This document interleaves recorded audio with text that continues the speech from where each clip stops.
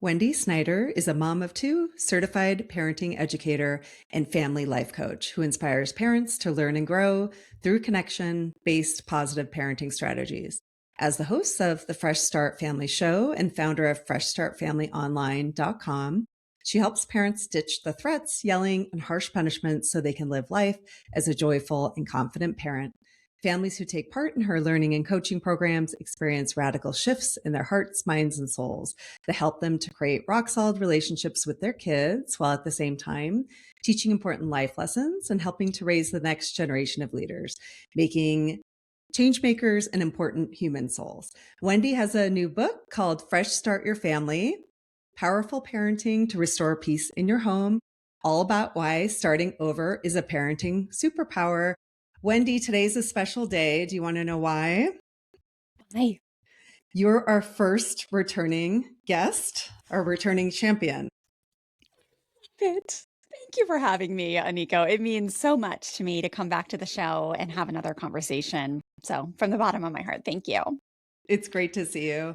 So I want to start with something that your book addresses, which is parental stress. So in August of 2024, you might remember the Surgeon General's advisory that stated that parental stress is a significant public health issue. And just to throw a couple statistics out there, mothers today spend 40% more time with their kids than they did in 1985. Fathers spend 154% more. At Dopamine, we use the word digital privilege to describe how factors like socioeconomic status, work circumstances, access to childcare can create what we call a privilege to unplug or limit tech.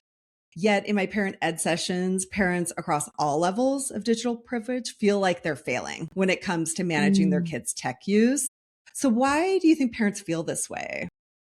Oh, such a good question. And I remember you asking me this on our first call. So it'd be funny to compare, like what I was feeling back then when I was first on your show to what I'm feeling now. But I'm just going to go ahead and say, I'm just going to take like a response from my heart right now. And I would say it's a combination of a nature deficit. Now that we have such easy access to devices, it's two things. Nature deficit, in my opinion, and the absence of white space. I think those two things have probably, if I had to guess, significantly increased the stress load on parents, because once you bring in the digital tech world that we've all gotten so used to, it probably has quadrupled, if not tenfold, our use of these digital devices. And every single moment that we're on a digital device, we are not sourcing nature, which in my line of work is one of the most effective and essential nervous system regulation strategies. And so I think we're now all trying to figure out how to operate in a world where nature deficits are kind of the norm, and that will spin out a nervous system. And then especially in a world where there's not a lot of white space. So if you have 3 minutes to wait in line at Starbucks, a lot of people are going to check their text and get one more thing done and check an email, right? Or kids now, right? Like you can just see the culture is changing very fast. So the human brain is changing very fast, where every single moment is filled with something. Most of us are like hiring mentors now to like help us become more present and be able to slow down and not rush through life or fill every single moment with an accomplishment or a performance task. And so that's what I'm feeling like right now has kind of led to a very stressed out circle or generation of parents.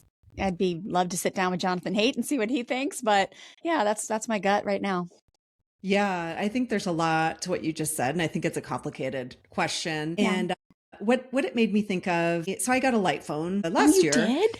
Yeah, I did not go full time, so I'm not that good, but I use it as a sometimes phone. So it's a way for me to, if I'm going somewhere where I know I don't need email or anything else or a boarding pass or whatever, I take it with me and I literally feel a sense of freedom from what you described, which is we're so busy as parents, especially where every given moment when you have downtime, right? That grocery line, whatever it is, you're thinking about the tasks that you need to do. And it's usually something legit, like you described texting or coordinating, or let me just reply to this email or whatever. But you're right. Like there is no, I think you called it white space. We Yeah. have no time anymore to just sit with ourselves and kind of let our mind wander or just have downtime, do nothing. And what Yeah. I found when I leave the phone with the light, leave the house, sorry, with the light phone is something will come to me where I'll say, I should do this. And my Yeah. instinct is to pull out my phone and do it. And I Mm. can't, right? But very quickly, that compulsion loop sort of breaks when I realize I can't. And there's just like Yeah. an enormous freedom to that. So I just wanted to add that I context where if you love remove that. kind of the physical tool that is a tool, right? And allows us to do so much. When you remove that, you'd be surprised like how quickly your brain just kind of goes, I'll deal with that later, right? So I just wanted Yeah. to add that point in It's that it's context. like, yeah, the absence of is such a wonderful, effective way to not be in the addiction loop or whatever you called it. And that's why Yeah. we so advocate for keeping kids off of these devices with untethered Yeah. access to the internet for as long as possible, because it's such a gift to their Yeah. little brains to just be free of the constantly entertained in the loop, you know? So, Yeah, yeah, what a for wild sure. world. Yeah, for sure. Okay, so I work with parents a lot through on the education side through the parent eds we do at Dopamine. Yeah. So when I do, I find that they often carry so much regret around their digital parenting choices. So it could be giving a smartphone too early or allowing access to like a video game that just isn't working. My advice is always that it's Hmm. okay to change your mind and that modeling mistakes and how you handle them is actually quite good for kids. So, do you Yeah. agree that parents should approach digital parenting with like a growth mindset? And how can they handle it if they feel like they've made a mistake? Oh, I love this question. Yes, yes, yes, yes, yes, yes. So it's funny. What I'm thinking of right now as I answer this question is when you have to go back on something, right? And say, yikes, I made that mistake. I really am not okay with Fortnite in our home. Or I said yes to the iPhone and now I realize it's doing exactly what everybody warned me about. You're in seventh grade. I'm going to go ahead and stop paying the bill. We're going to hold that phone until you're in a freshman year or something. Yes, all the things you said, mistakes are opportunities to learn, growth mindset. I'm just figuring out how to be a parent, just like my kids are just figuring out how to be a parent. I write that story in my book. Stella Yeah. said that to me one day on one of my worst moments when I was like sending them straight to bed. I was making them eat their mac and cheese at dinner or at their desk, like nothing at night. I was like, you're going to bed 7 p.m. I'm so mad at you. They had just been fighting. And she came to me and she was like, Mama, with tears streaming down her face, Mama, please slow down. She's like, we don't have to end the night like this. Taryn and I have learned we will make different choices tomorrow. And you've only been a mom for 7 years, and I've only been a kid Ooh. for 7 years. And we're just figuring out this thing called life, which is something I had said to her many times. But she said, can we please start fresh and start again? Oh. And That, so, yes, we're all just figuring it out. Like nobody before us showed us the way with this digital world. And kids are so convincing, right? Like we all remember what it was like when you were in middle school or elementary school. For us, it often starts with like kids in like fifth grade. So like fifth to eighth grade is when they start pushing so hard to fit in with the yeah. digital technology world. And we all remember that. In my time, it was like, I just wanted to have a pair of Guess jeans with I'm dating myself. I'm so old, but like the little triangle on my butt. I mean, if I just had that, everything would be fine. Well, the new version of that is the iPhone, is the gaming, is the Yeah. unlimited access to be able to have phones in your room. And so I just say that knowing that like it makes sense why kids push so hard. It makes sense why parents budge, why they give in. And then so many are like, crap, this is exactly what people warned me about. And instead of staying there, there's a quote, a Turkish proverb that I reference in the book that says, no matter how far you've gone down the wrong road, turn back. Mm. It's okay. And here's the thing though. So just in the last 2 days, day and a half, I had a situation where both my kids were wildly disappointed that I was saying no. One of them was my daughter wanted another pair of sweatpants from Lululemon. And I was like, no, honey, that's not going to happen. Second one was this morning. He's 15. My daughter's 18 now. And he wanted these like very expensive protein snack cakes that were like $30 for a pack of 6. And I was like, no, I deleted them from the grocery order. He was so disappointed. He was so upset. And when you are well versed in this type of firm and kind connection based parenting that removes fear and force, intimidation, and a power over structure and punishment, you have the ability as a parent to work through those situations when a kid is disappointed, when they don't like your answer, when they are not sure they like you because you're the strictest parent in town, because we know 9 out of 10 kids have parents who are not setting the boundaries.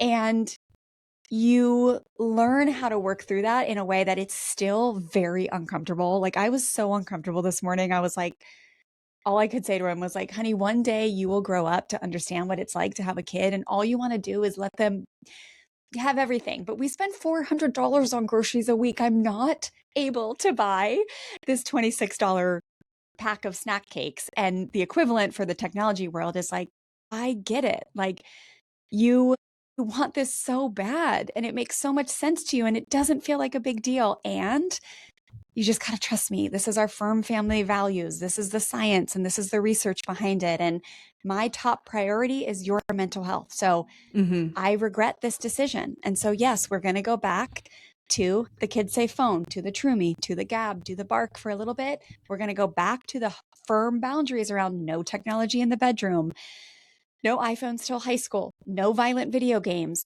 And we also can go down to Target and shop for the soccer game or the new Tony Hawk skateboarding game. Like, I want to support you. And I made a mistake when I said yes, right? And so they may really be mad at you for a day or two. But when you have this type of parenting as your system, your relationship sustains that type of uncomfortable limit setting that has to happen as parents. Yeah. It's just, there's going to be times when we have to set the boundary. Yeah. I mean, first of all, I love that your 7-year-old came to you with this like insane insight of that you're still learning, which is so true. And I think as parents, we don't give ourselves enough grace in a lot of ways that we haven't done this before. And as your kids grow, you know, there's new challenges and new things that you're dealing with all the time. Like I always say, like, just once I've mastered the last thing, it changes and there's a new thing, right? So it's a fluid process anyway. But I'll add to that, on top of the mistakes part, that tech is constantly changing, right? So we often have to adapt with it. So not only is the tech changing, right? Like now we've got AI coming on the heels of everything else, right? But, you know, it's also, there's new studies coming out. There's new research coming out. There's things that you can do. And I give parents this advice all the time, which is find a study or say, hey, I listened to a podcast. Yes. I went to a parent ed. I learned something new. And this is why we're changing, right? So there's so much documentation now out there that you can use to support your mistake as well. And again, your kids are seeing you they're learning how to handle a mistake, right? When they make a mistake as well, and how to adapt and change and have that growth mindset that we talked about. So I would just say, out of all the parenting mistakes you can make, tech might be the easiest one to change for that reason, because it's always evolving and it's emerging in terms of what we're learning about it. So I just wanted to add that little point to that. Yeah. And it's really safe to be the parent. In our work, we really see over and over again, not just in theory, but in data, because kids respond well to it. Humility is actually a superpower. Humility is a strength. When you say to your kids, I made a mistake. I wasn't aware 3 months ago. I wanted to just give you everything because I love giving you stuff and I love making you happy. And all I want to do is see you happy. And I don't know everything. I am learning. Like, kids love humility. The standard thinking is that they're going to take advantage of it. It's not true. They respond so well when a parent is humble and they're willing to say, made a mistake. Here's what I've learned. And here I am going to stick with the strong boundary moving forward. Yeah, for sure. I love that humility angle too. Okay. So in your new book, you talk about hand-me-down parenting methods. So can you explain what this means and how parents can pivot when something just isn't working for their families? So it's kind of piggybacking on what we were just talking about. Yeah. Yes, hand-me-down parenting tactics are really, if you think back to when you first had kids, this is what I find with a lot of our students, because a lot of our students mimic the same story as me. I'm just like a few years ahead, right? So now I get to sit in this position where I have an adult child, which is crazy. Aniko, I'm like, how do I have an adult child? I swear time is going way too fast. But we've been practicing this now for 15 years, right? And so to sit on the tail end now to see all of this theory come to life and to see it play out in real time. And it's just so fun. And specifically to see this strong-willed child who I thought I was going to lose my mind with at age 3 now grow up to be the kid because of these tools that we learned to empower her instead of break her will. She has gone on to become a Division I collegiate athlete at a school that's top 10 in the nation for beach volleyball. It took her 2 Cool. years, really more like 12 years to accomplish that goal. But it's a great example of a strong will that is nurtured and built up instead of like pushed down and broken through the hand-me-down parenting tactics. Mm-hmm. But when I first started parenting, I didn't think I needed any support. Like I had always been air quotes good with kids. So I was a diving coach, springboard diving coach from the time I was 13 all the way up until I had kids. I was a nanny in college. Like I really thought I was good with kids. And then when I had my own, it got hard. And so I just, no one needed to teach me how to put my kid in timeout, how to make them feel bad if they didn't listen, right? Like, no, you need to be a good girl. You're not being nice. You're being bad. No one needed to teach me that. That just came very naturally. No one needed to teach me how to bribe, to give my kid a jelly bean if she went pee-pee on the potty, or an M&M if she stayed in her bed all night. The point is those were the hand-me-down tactics, because I had watched them growing up, right? And that was the way it was in our generation growing up. 9 out of 10, still to this day, Aniko, to be honest with you, the norm is the autocratic parenting structure or authoritarian parenting structure, where mom and dad are the boss. You don't question authority. It's because I said so. You know, usually there's lots of hypocrisy, but it's just the way it is. Usually there's punishment involved. So if you talk back, if you hit your sibling, if you cheat on a test, you're going to get punished in one way or another, right? And so we just all inherited that. So most of us just go start raising our children and we're like, this is going to work great. And then the strong-willed ones, they are the ones who raise the red flag. And that's our story with Stella, was she revolted against these tactics the first 3 years of her life. So when I would put my finger in her face and tell her that she needed to go calm down, she did not take hypocrisy well. When I tried spanking because everyone and their uncle told me I just needed to get this kid in check and a good spanking would do the trick, she revolted. And I am so grateful that she did, because that's what opened the door for me to walk into a classroom, accept that I needed help, and attend my first positive parenting class, where I started to learn there's different options to replace the classic 4 hand-me-down parenting tactics: fear, force, bribery, and rewards, with more intrinsic control methods. So influence through relationship and connection, firm and kind boundaries, modeling is one of the most effective tools that we have, and then replacing punishment with compassionate discipline. Okay. And you mentioned authoritarian parenting, and I want to ask you about a couple more parenting styles in a second. But I guess my question would be about permissive parenting. Would you explain that and why that's particularly problematic when it comes to technology specifically? I'd love to get your take on that. Yeah. And it's so important for parents to understand the difference between the big 3. So if you think about a pendulum, a lot of times if you were raised in an autocratic home, so autocratic or authoritarian parenting, again, is that parents, the boss, my way or the highway, do what you're told or else. And then a lot of parents grow up and they know that they don't want to repeat that, but they don't know the how to yet.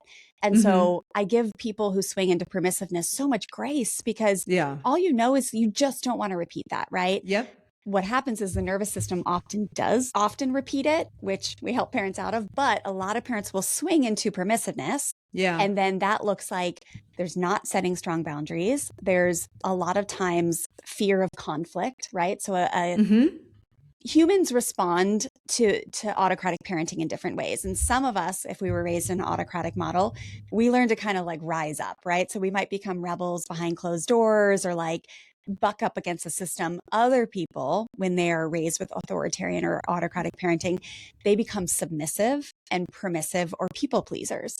And so Yeah. it's no surprise that when they're faced with a triggering situation as an adult, they give up. They don't know how to hang in there with themselves. They don't know how to see through the conflict, because conflict maybe in their home was a total crap show. Like it was not pretty. Most of our homes conflict. So no wonder they grow up to want to avoid conflict, to become submissive. Just let them have the cookie. Just let them have the iPad. Yeah. And so permissiveness just looks like not a lot of rules, and the kids kind of rule the roost. And then, of course, that's not what we teach, but we do help a lot of parents who might have those moments when they fall into that. Or another example of permissive parenting would be if a parent is trying to replace punishment with compassionate discipline and something happens, say a kid hits another kid or sneaks an iPad when they know it's not that time to have the iPad or whatever. If a parent maybe like doesn't do much teaching in the moment and then thinks to themselves later, I'll do some compassionate discipline activities, which we teach extensively, and then they never follow up and they never teach, that's an example of permissive parenting. So right in the middle of that pendulum of too firm and too kind is democratic, firm, and kind parenting, where you are setting very strong boundaries. Most of the parents in our community, and this has been true for our family, is we have very like stronger boundaries and rules for many things. And we always say that we use data and research to guide what is the strongest boundaries in our homes. So like, for example, I have a teenager that's 18 now, and I could give two turds about how much makeup she wore. Literally, I was not concerned. There is no data to tell me that wearing a ton of makeup and heavy is going to like put her in danger of anything. We were hardcore about no iPhones till high school, no devices in the bedroom, and hardcore meaning very like lovingly intentional and firm with like wearing helmets. So those are examples of where we were very, very firm, and other families might not be as firm. And then situations where we were more empowering and like, we're not going to worry about micromanaging your makeup routine. So does that answer your question about the differences? Yeah, no, it does. And I think just to be clear, we're talking about the authoritative parenting style, which is that in the middle. So authoritative is good. Actually, I hate that these words are so similar. Authoritative is democratic, firm, and kind parenting. Right. That's what you're talking about. And then authoritarian and autocratic is what we want to dissent from. Right. Yeah, for sure. Okay. So can we come back to this idea of fresh start? And by the way, did you get that idea from your 7-year-old at the time? Did she come up with the fresh start terminology, or was that just a coincidence? By then I was actually already certified. It's funny. By the time I was still losing my cool with my kids, like I tell so many stories in here about my teaching style is like through humility and vulnerability. But by that point, I had already been certified for a few years. And my company was always Fresh Start. So so she sort of picked that up, and she picked it up. That was my languaging for sure. Okay. So your book, which includes your book, has been grounded in this idea of fresh start. So what does that actually look like in practice with real kids at different ages? Yeah. So a fresh start with different kids at different ages really looks like being parent-led. It doesn't matter how old your kids are. It's all about seeing, probably have been using a system, again, a power over system or an autocratic system, and it's not working. It's not bringing me the connection. It's not bringing me kids that listen naturally because they want to, not because they have to. You know, a lot of parents in our community would come to the table and raise their hand and say, I'm ready to learn a new way, when they see their kid hiding or lying or defending when they get caught smacking their sibling or cheating on a test or spilling their milk, right? Or discipline is like chaotic. And it's like, oh my gosh, why every time I go to discipline this kid when they're the one at fault, does it turn into like World War III? Well, when we have the humility to look at the system we're using and say, maybe we've been trying to make hand-me-down parenting tactics work that are not effective. And so when we go first, then we get to say, okay, we're going to learn some new ways. We have 4 pillars in our work. One is change the paradigm. Most of us were raised with the paradigm of a misbehaving child equals a bad child equals a bad parent. So you better get control of your kids because someone's going to judge you. You're messing it up, like you're a failure. The new paradigm is a misbehaving child equals a communicating child equals an empowered parent who can handle conflicts and teach important life lessons with grace, dignity, and connection. And then our pillar 2 is we look at how are we communicating. If we're consistently using threats with our kids, which speaking of tech, Aniko, is like the way of the world. So I know. Like everyone these days, it's like if you want to make your kid get in the car, you just threaten to take away their iPhone. You just threaten to take away their tech time tonight. It is so grating on a relationship. And I promise you, accepting the invitation to learn a new way to communicate will serve you so well, because a kid who is consistently given the 3, 2, 1 countdowns or threatened that something bad is going to happen to them if they don't listen, they will eventually revolt against you. So that is our contribution, our communication. Then we learn how to understand root causes of misbehavior. So a kid you're like, turn off the phone. And they're like, no, that's an example of a kid who's in a power struggle. And power, close my window. Power is just one category of misbehavior. And when parents understand the root causes, a child wanting to feel powerful, they're going to use different redirection strategies. And then lastly, the last pillar is a parent learns, how am I going to learn to compassionately discipline versus punish?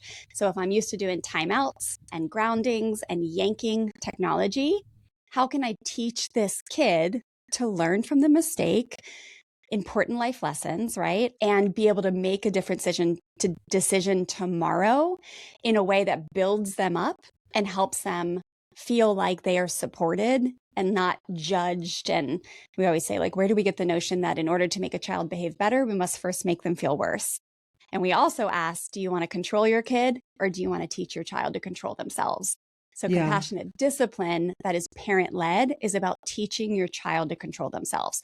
So that's what the Fresh Start looks like, is the parent going first and learning a new way. And then when the child acts childish and has misbehavior, then we use our new tools. And that's what sets the stage for the Fresh Start. Can I circle back for a second to the tech threats and punishments just for a second? Yes, please. Because this is probably the thing when I say this in the parent eds that everybody's jaw drops, because in parents' heads, I agree with you. I feel like 99% of parents do this, and they do it because it quote unquote works. Right. And so I tried to, in my parent eds, I try to actually not tell them exactly what to do. I'm not a parenting coach like you, right? But I just try to explain why it's tricky, right, to do that. So I guess what would you say to the parents that say, well, it works? What would you say to them? So to the parent that says it works to threaten yanking technology, I would say, it works is not a long-term sustainable strategy. And, you know, we started off this conversation talking about the world that we're living in and how much things are changing and why are we so stressed out as parents in this generation? Well, I think cultural conditioning has gotten us used to fast fixes. And I mean, you don't have to be far into your adulthood to realize that fast fixes are often not sustainable, right? Like the classic example of the fast fix with the weight loss, right? Like if you don't get the root cause of what's happening there, it's going to be a long-term journey. The weight's probably going to come back. So it may feel like it's working in the moment, but here's what I would say about any type of threat system that you have going on in your home. When you think that you have to scare your kid into submission or make them feel worse in order to make them behave better, which essentially when you're threatening a child, you're invoking a feeling of fear. And this is especially dangerous because what's happening to these children these days is we are basically introducing cocaine to them at like 11 years old, 10. Many kids are getting handed these devices and technology. Gosh, I mean, actually, let's back up. 3, 4, 5 years old, Yeah. we as grown-ups are handing these kids these devices so we can have a chill dinner, right? Like, Yeah. and it's basically like putting cocaine in kids' pockets and then getting really mad at them for becoming addicted. And so Hmm. then so the science shows us how addicting these things are, and we feel it as adults, right? Like, Yeah. I mean, come on, we feel it. You and I were just talking about the smartphone or the light phone. Yeah. So it's like the emotional manipulation, which then causes so much damage to the relationship because we're the one who said yes. We pay for the addiction. And then we know how addicted they are. We know how much it means to them.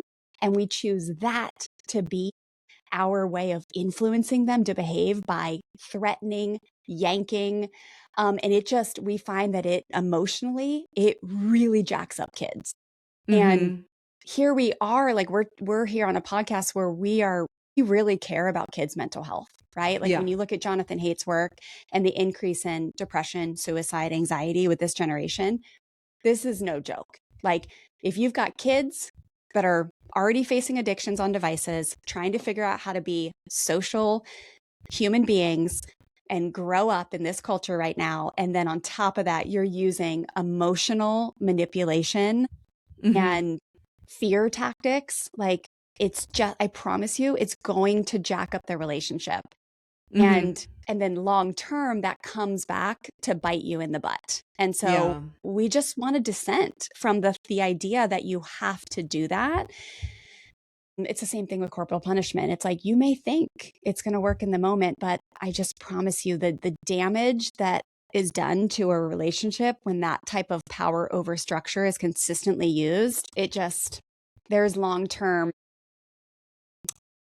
negative effects that are Yeah. double the amount of the lift that you get in the beginning. Yeah. And I mean, I love this concept of the fast fix. On top of that, don't you think eventually they just won't care anymore too? Like it just like physically won't work if Yeah. you're constantly using the same So we see tactic this all or the threat? time.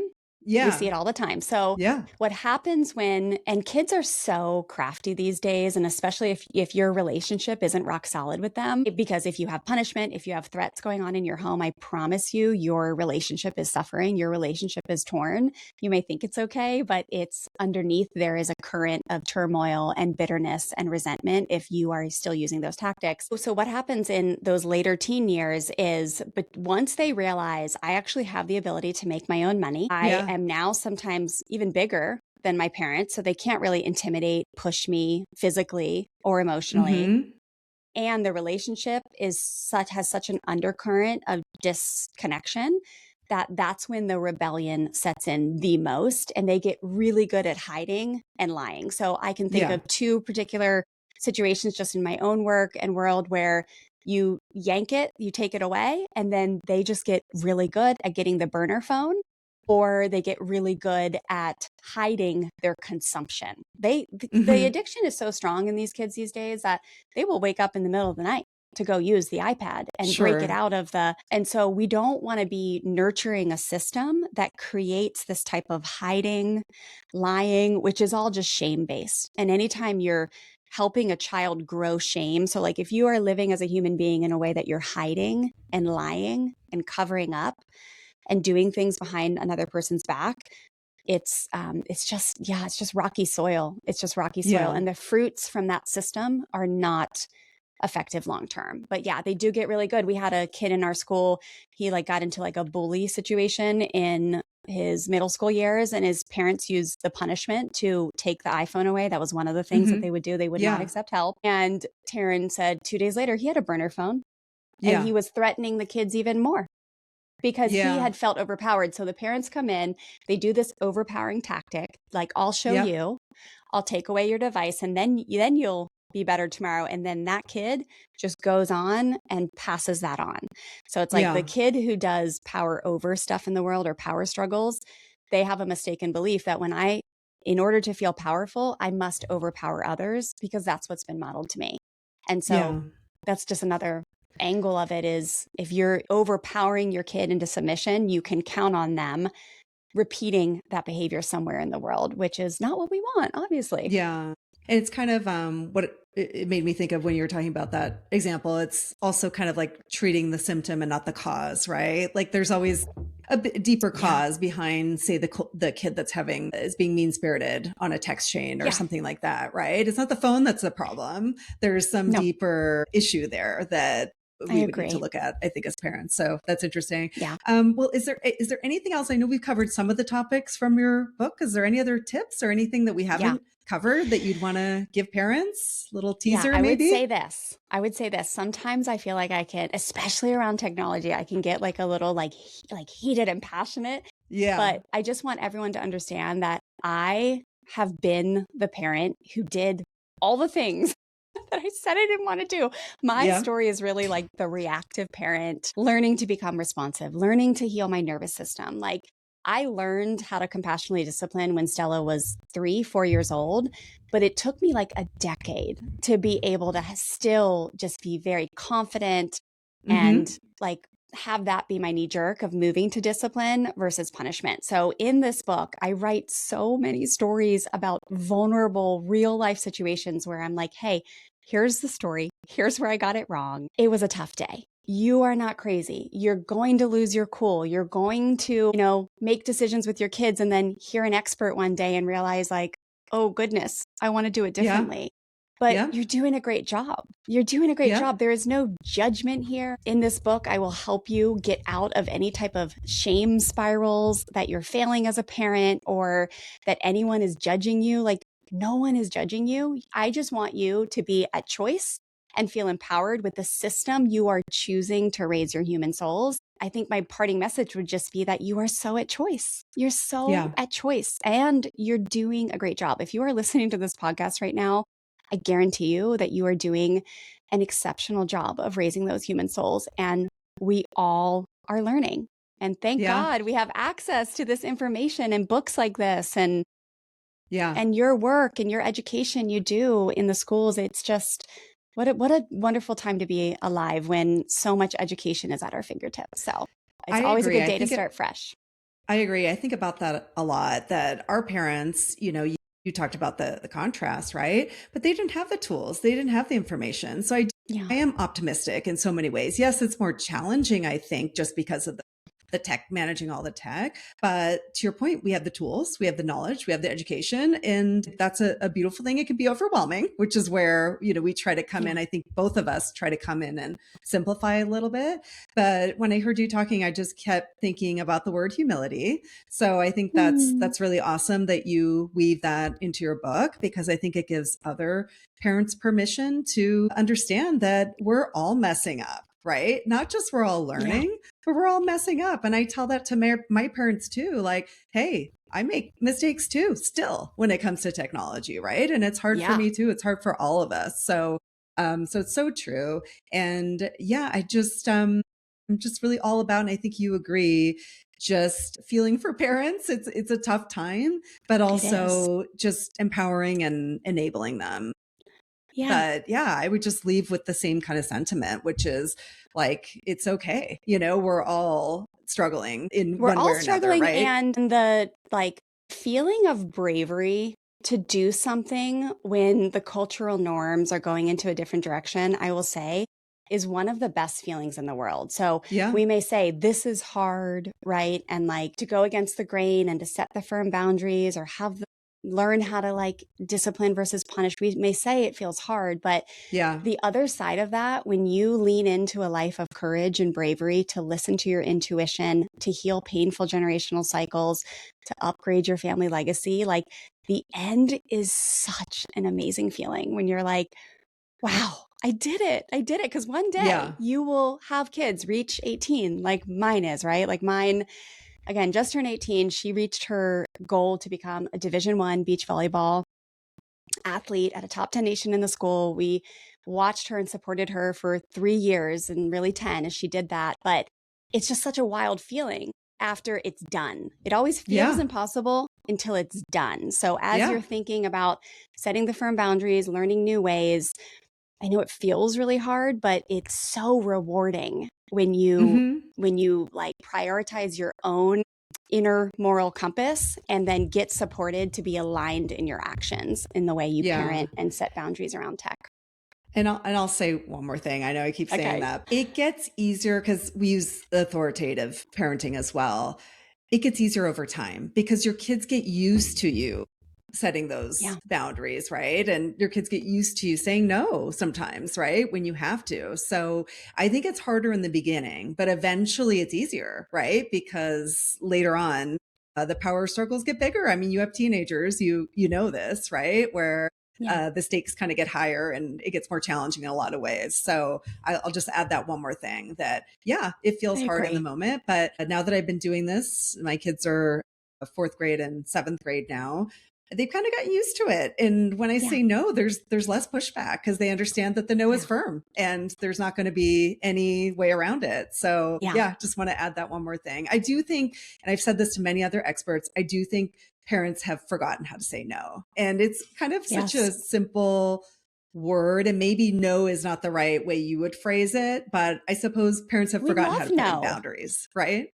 You love no. Okay, good. I love Yeah. the word So, no. Oh my gosh, yes, I say no so often. The key is to learn how to say no without aggression, without yes. judgment, with detachment and neutrality. It makes sense Yeah. why you're asking for the 17th time. The answer is no. Yeah. Asked and Yeah. answered. Yeah. I'm happy to explain it again. I'm happy to show you the science. I'm happy to explain. I mean, the amount of tearful discussions I had specifically, actually, both kids. Taryn was more around, he wanted the Discord app Yeah. and Fortnite, which I describe as pretend murder games. And Yeah. Stella just wanted the iPhone. I mean, but Yeah. there's so many tearful discussions and Sure. just holding space for them and just being like, this makes so much sense why this is so hard. And Yeah. the answer is no. Yeah. Yeah. One day you That's will right. thank me. That's right. Has she thanked you yet? I think I asked you this when we talked last When we time. talked Has she thanked before. you, Stella? She hasn't necessarily thanked me for the technology piece of it, but she did. There was one time when she watched a rated R movie with, I think she was probably like 11 maybe, and she watched Bird Box, and she had lied to her best friend's parents and said, I've seen it, my parents are cool with rated R movies. And Yeah. she came home and was like, oh my God, Mom, I'm so sorry, I have to tell you the truth, I watched this movie and it freaked me out. And she said in that moment, I might have said this on our first episode, she said, I understand why you have such strong boundaries around rated R movies, and I Yeah. understand now how breaking the rules and going against our agreements has hurt me, Yeah. and you make sense to me, so thank you for being that parent. So that was kind of one of those big moments. I think kids Yeah. these days, even the very emotionally literate ones raised in this work, they still struggle to think, what is the big deal? Adults, Yeah. like, come Yeah. on, dude. TikTok Yeah. and Snapchat and unlimited untethered access to the internet. Yeah, I think Yeah. a lot of them are still like, y'all are tripping, like it's not a Yeah. big deal, because they don't have the same, like, I don't know. Well, My kids were they, kept off for a long time, but yeah. it's once they're Well, on they it, don't know it's like, anything different. I think about this a lot. They yeah, don't know anything different. You and I grew up with nothing. I mean, I'm Gen X. We grew up with nothing and yeah, adapted very quickly. But modern kids, that's just the world they knew. So yeah, yeah. we talk a lot about digital natives and digital immigrants and why, we Oh, kind I of don't love that understand term. each other. But But one day they will get it more. They will get it more easily. yes, When they get older and they see the data compiling, yes, they're going to say, dang, my yeah, parents, like, they'll tell stories about us one day and they'll say, my yeah, parents were really ahead of their time. yeah, And they set very firm boundaries with us. And I think yeah, eventually they'll see it. yeah. Awesome. Well, thank you, Wendy, so much. I'm looking forward to your book. It's coming out soon in May. Yeah. Yes, comes out in May. Fresh Start Your Family, Powerful Parenting to Restore Peace in Your Home. It's going to be good. May 19th, but pre-orders are open. So, Awesome. Well, can't yeah. wait. And thank you again so much. It's always great talking to you. I feel like I could talk to you for hours. Thank you, Nico. Thank you.